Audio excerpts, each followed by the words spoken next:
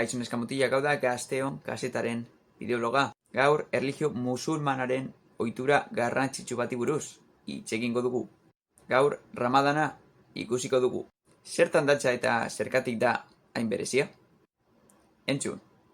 Baltzenekien Ramadana islamiar egutegiaren arabera mugitzen dela? Eta urteko sasoi desberdinetan izaten dela? Musulmanentzat Ramadana sasoi sakratua da.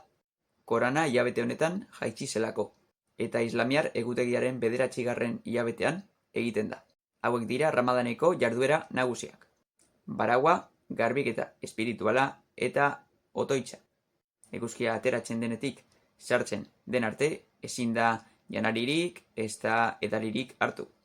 Gauean berriz otortu oso bereziak egiten dira. Eguzkia sartzen denean iftar egiten dute eta eguzkia atera baino lehen suhor egiten dute. Sasoi honetan musulmanek bere erlijioa intentsitate handiz sentitzen dute.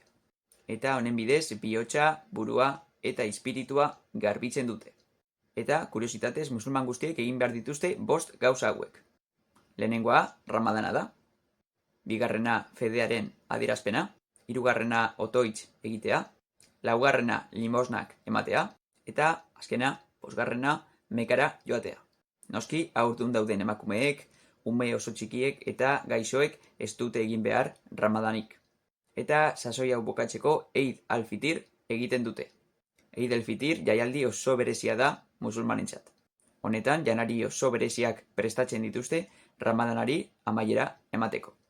Zuk zer uste duzu Ramadanari buruz? Hau izan da Gazteon kasetaren bideobloga.